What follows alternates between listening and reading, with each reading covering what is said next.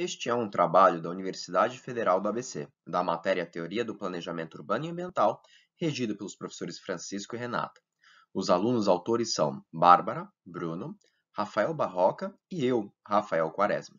Nosso tema selecionado foi a História e Práticas do Planejamento Urbano no Brasil. Seguiremos a seguinte linha do tempo, adaptada com base na obra de 1999 de Flávio Vilaça, uma contribuição para a história do planejamento urbano no Brasil. Em nossa linha do tempo, começaremos com uma breve contextualização sobre o urbanismo, depois seguiremos as fases definidas por Vilaça, sendo a fase 1 os planos de embelezamento, a fase 2 os planos de conjunto, a fase 3 planos de desenvolvimento integrado, a fase 4 planos sem mapas e depois a fase 5 a Constituição de 1988 e o Estatuto da Cidade. Na Grécia Antiga já existiam indícios do planejamento urbano, com destaque para Hipódamo de Mileto, apelidado de pai do urbanismo europeu e do planejamento em quadriláteros, que é esse sistema em xadrez com preocupação no dimensionamento de ruas e quadras, bem como sua quantidade, que podemos ver nos planos abaixo, em que realizou para Mileto e o porto de Pireu. O planejamento urbano romano também foi um destaque principalmente pela conexão das cidades com as estradas, facilitando o deslocamento dos soldados.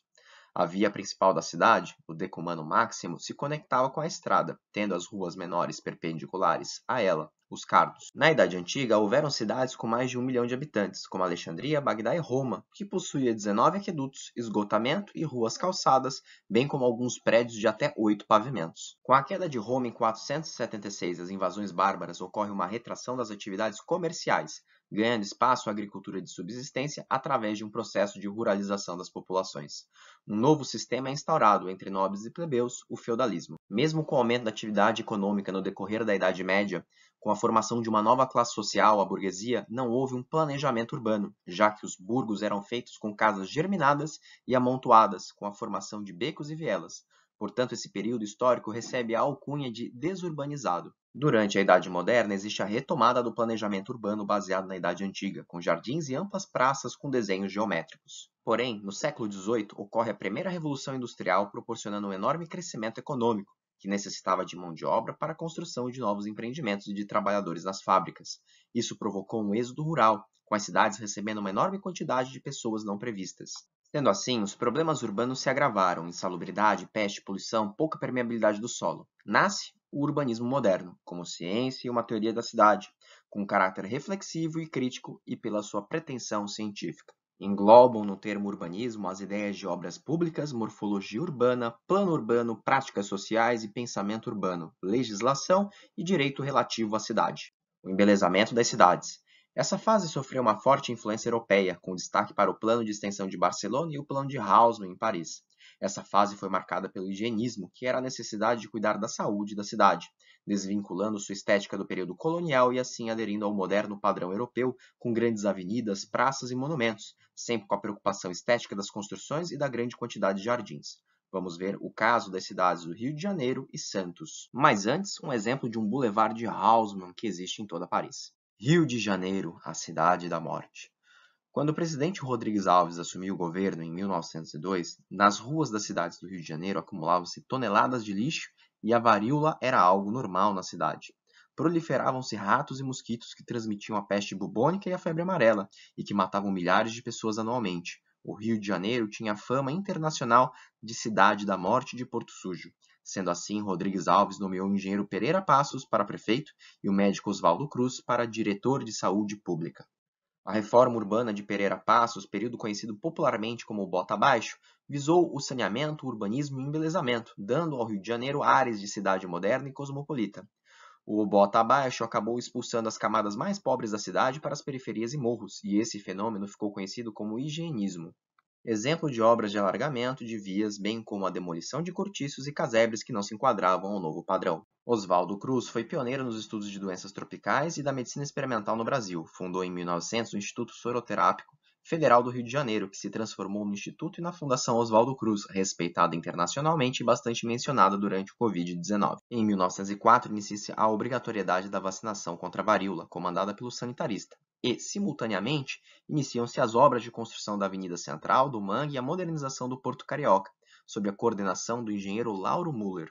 O casamento do Botafora, com a obrigação de tomar a vacina, além da exposição das partes íntimas para a vacinação e da dúvida sobre o que estava sendo injetado nos corpos, revoltou diversas classes no Rio de Janeiro e inclusive com a tentativa de golpe militar para derrubar o governo de Rodrigues Alves. Esse episódio ficou conhecido como a Revolta da Vacina e, como resultado, teve a revogação da obrigação da vacina, 30 mortos, 945 pessoas detidas e 461 pessoas deportadas para o Acre.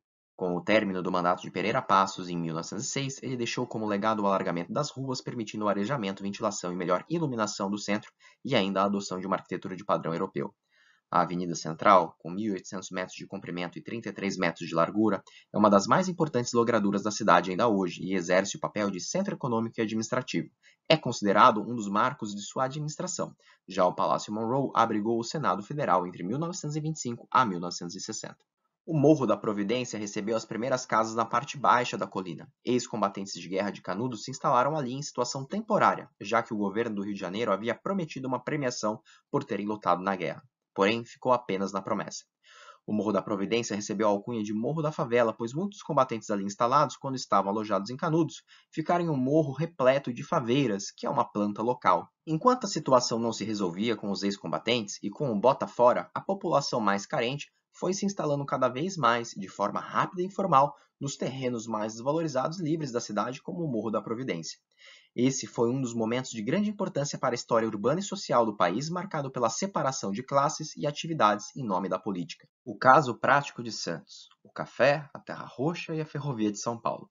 No fim do século XIX e início do século XX, foram plantadas grandes lavouras de café no Vale do Paraíba e no interior de São Paulo, fazendo com que surgissem várias ferrovias que influenciam até hoje a cultura deste estado. Temos então a primeira ferrovia ligando o interior com o porto, provocando um grande crescimento econômico para São Paulo, bem como seu aumento populacional. Com a enorme quantidade de ferrovias construídas na virada do século para atender o escoamento de café, com destaque para o empresário Barão de Mauá e a empresa São Paulo Railway, era necessário modernizar o Porto de Santos para atender essa demanda. Em 1886 foi iniciado o processo de concessão do Porto de Santos, que envolvia os direitos de exploração e de movimentação portuária por 90 anos, com a contrapartida de realização de obras de investimento em infraestrutura, operação e saneamento. Os vencedores da concessão foram o grupo liderado por Edward Ginley e Cândido Gaffré, que para tanto formaram a Companhia Docas de Santos. Pintura que mostra as muradas portuárias concluídas e a presença de navios a vapor que conseguiam adentrar no canal portuário graças à dragagem do lodo.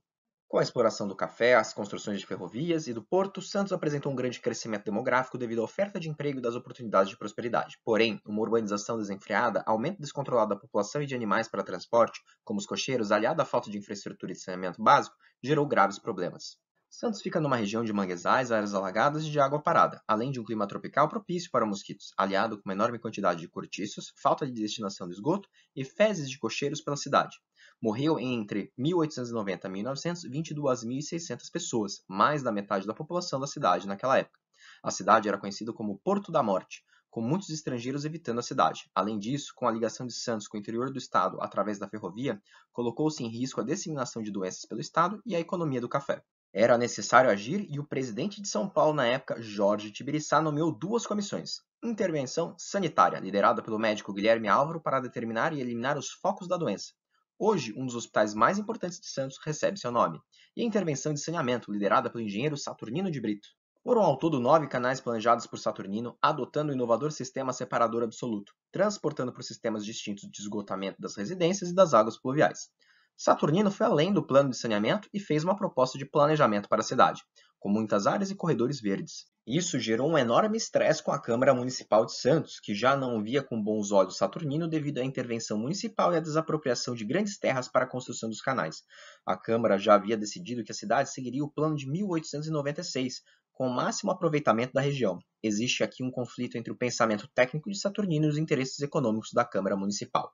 Após muito bate-boca, que estão registrados através de cartas trocadas entre as partes, foi realizado o novo plano em 1921 pela Comissão Municipal, que adotou o jardim litorâneo do projeto de Saturnino e da área verde próxima à usina de saneamento. Com a inauguração dos canais, Santos vai perdendo a fama de Porto da Morte e vai se transformando em um polo turístico, com ruas e avenidas largas adjacentes ao canal, assim como árvores e jardins. O novo visual foi amplamente aclamado na época, caindo no gosto da população, se transformando em um sinônimo de qualidade de vida.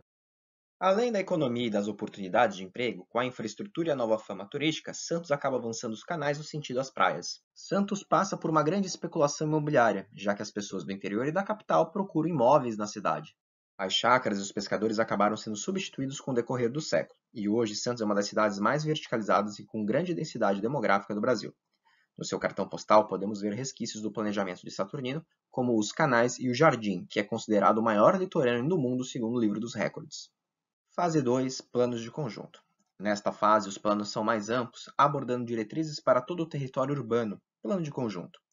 Como destaque estão os planejamentos de infraestrutura e transporte, bem como o surgimento do termo caos urbano. Segundo Vilaça, a fase é marcada pela passagem do planejamento que era executado para o planejamento discurso.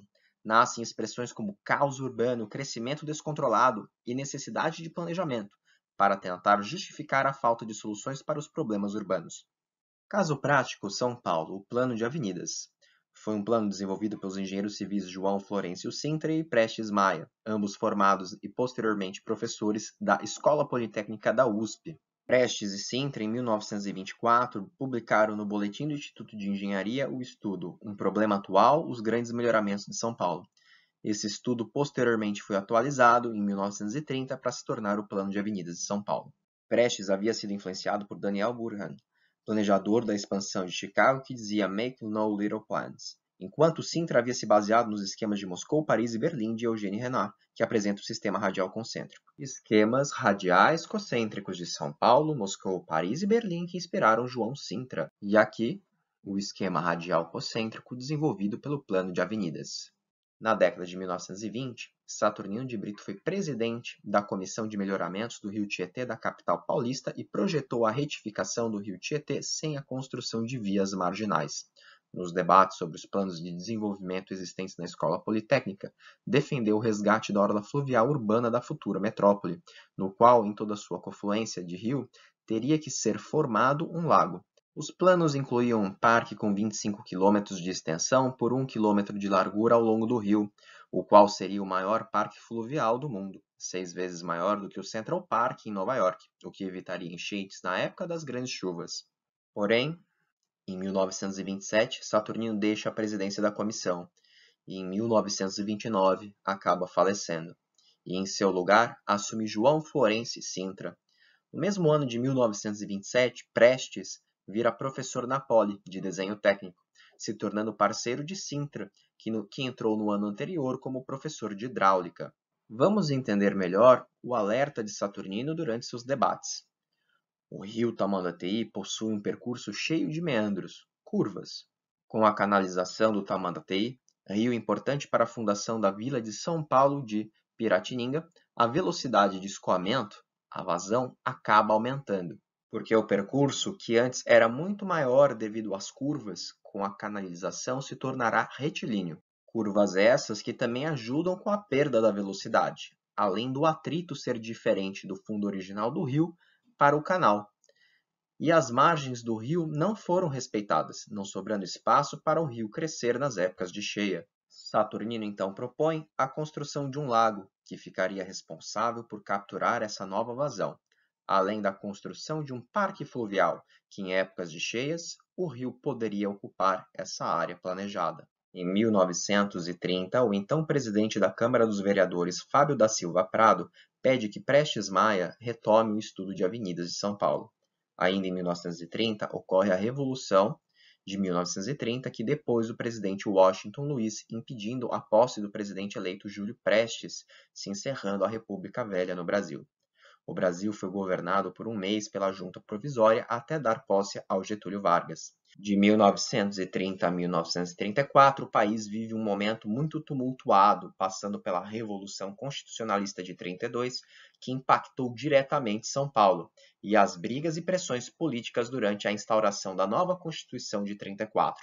Em 1934, assume a Prefeitura de São Paulo Fábio da Silva Prado, o mesmo que havia pedido para Prestes Maia continuar os estudos de avenida para São Paulo. Apesar disso, poucos projetos acabam se concretizando do plano.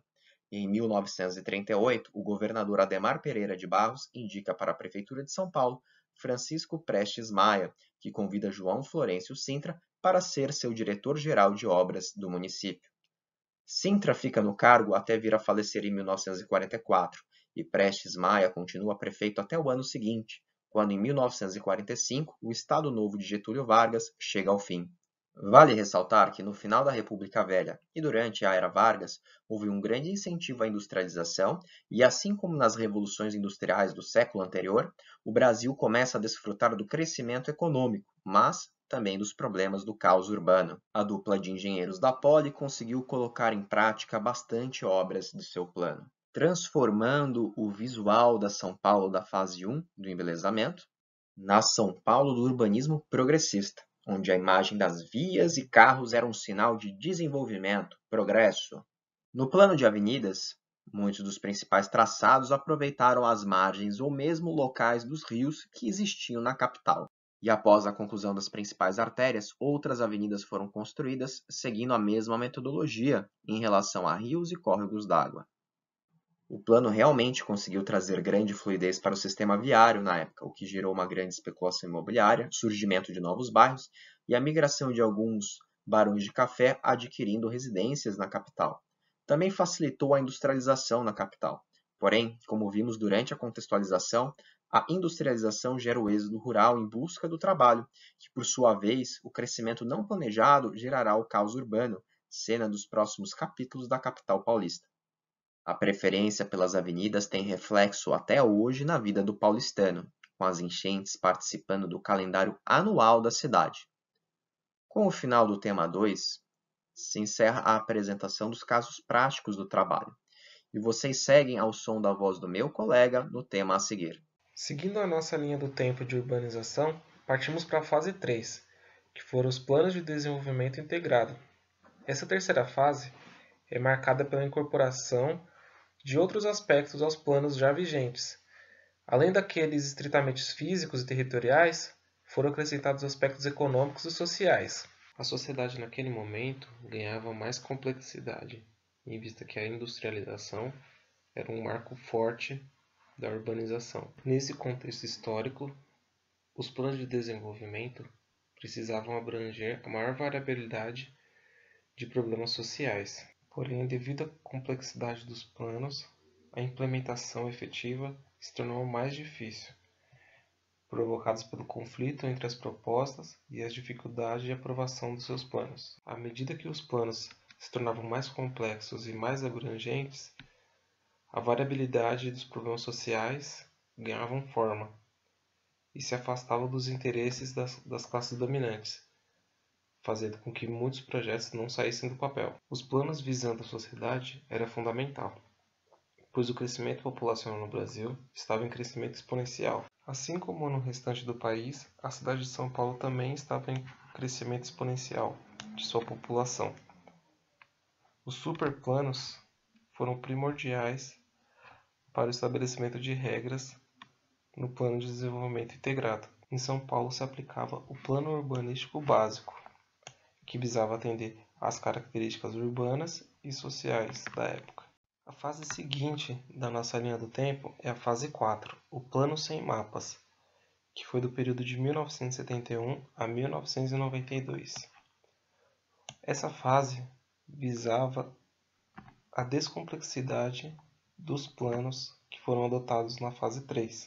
Devido à não aplicação dos superplanos da fase anterior e à não aplicação efetiva de suas obras, dessa maneira, o Plano Sem Mapas visou descomplicar e desburocratizar o planejamento. Desta forma, o Plano Sem Mapas visa enumerar as necessidades visando a conclusão efetiva das demandas, porém de forma errada, transformando em simples cartas de necessidade. O Plano Sem Mapas, que resumidamente atua pontualmente, não visa o longo prazo da cidade. Em 1970, o Brasil já se torna um país urbano, ou seja, metade da sua população já se encontra residindo em suas cidades, porém de forma desordenada, proporcionando o caos urbano. Devido ao êxodo rural mencionado, as favelas nas cidades se tornaram mais comuns, pois a ocupação foi desordenada e a industrialização acelerada. E, por último, a fase 5, que é definida pela Constituição Federal de 1988 e o Estatuto da Cidade. Alguns aspectos que antecedem esse período têm grande importância para entender o movimento dessa fase. O primeiro é o fortalecimento dos movimentos populares, que é marcado a partir de 1970, através de uma consciência popular urbana mais forte no Brasil. Em 1980, com a possibilidade de influenciar na elaboração da nova Constituição, esses movimentos cresceram ainda mais, em organização, adesão e atuação, e se destaca a retomada de algumas demandas populares, como a reforma urbana. No final dos anos 80, se consolidou o movimento nacional pela reforma urbana, com a participação de várias entidades, nacionais e regionais. Diante dessa pressão, a classe dominante reage com a solução do plano diretor novamente, ofuscando as questões centrais da reforma urbana. E na Constituição Federal de 88, o plano diretor é definido a partir dos artigos 182 e 183. O inciso 1º coloca como o plano diretor, aprovado pela Câmara Municipal, obrigatório para cidades com mais de 20 mil habitantes, é instrumento básico da política de desenvolvimento e de expansão urbana. E com isso a Constituição apresenta alguns avanços nas políticas urbanas. Esse se dá na possibilidade do plano diretor ser um instrumento que define se a propriedade urbana está ou não cumprindo sua função social. No entanto, existe todo um processo pelo qual é passado, alguns obstáculos estabelecidos, como a exigência que as penalidades sejam progressivas e aplicadas sucessivamente. E o Estatuto da Cidade, ele regulamenta esses artigos da Constituição Federal, o 182 e o 183, e foi estabelecido pela Lei nº 10.257 de 2001. E na Constituição Federal é colocada alguns aspectos sobre a função social da propriedade, sobre as desapropriações de imóveis urbanos, entre outros. E segundo Dall'Are e Ferraz, o Estatuto da Cidade oferece diretrizes gerais para a fixação da política urbana e também instrumentos capazes de garantir o atendimento dessas postulações, condicionando o exercício do direito da propriedade, bem como elegendo institutos jurídicos e administrativos facilitadores da ação estatal em matéria de urbanismo. Então, o Plano Diretor é um instrumento estabelecido na Constituição Federal de 88, mas regulamentado pelo Estatuto da Cidade em 2001. Na década de 90, várias cidades brasileiras voltaram a elaborar o plano por conta da exigência constitucional para todas as cidades com mais de 20 mil habitantes. E algumas delas, como São Paulo, aproveitaram para politizar o plano, introduzindo alguns temas da reforma urbana e incluindo dispositivos de justiça social, como o coeficiente de aproveitamento, as EIs e, posteriormente, o IPTU progressivo.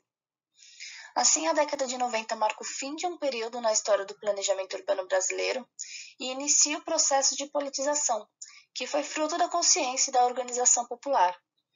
Entende-se que as prioridades e os problemas a serem apontados no plano diretor são questões políticas e não somente técnicas. Logo, o processo de planejamento urbano deixa de ser tratado como neutro e técnico e passa a ser visto como um processo político e de participação social. E como deu para perceber até agora, o planejamento urbano não é uma coisa simples. São muitos aspectos, são muitos atores com diferentes prioridades, opiniões. Também depende da situação econômica de cada região, do grau de mobilidade da sociedade, entre muitos outros fatores. Mas a gente consegue aprender com nossos erros. E tem algumas questões que foram colocadas nos planos anteriores e que, de certa forma, são responsáveis pela não chegada nos objetivos. Como, por exemplo, pensar a sua cidade como uma coisa a ser embelezada, não considerar as pessoas que habitam, crer que só os técnicos e os planejadores urbanos conhecem a cidade e podem opinar sobre os instrumentos que vão ser colocados ali, crer na supremacia técnica e os documentos por elaborados, e como se só isso fosse determinante para o crescimento das cidades, e principalmente desconsiderar o anseio da maioria dos que vivem nas cidades e atenderem a uma minoria dominante. Fique agora com a nossa bibliografia, livros, artigos e documentários, com destaque para o documentário Entre Rios, a Urbanização de São Paulo e os Canais de Saturnino. Bibliografia, imagens por ordem de aparição no trabalho.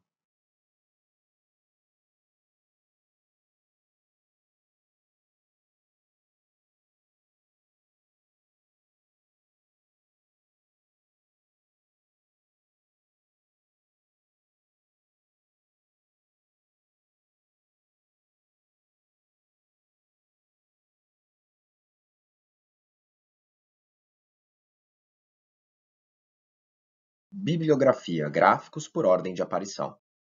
Obrigado a todos pela atenção.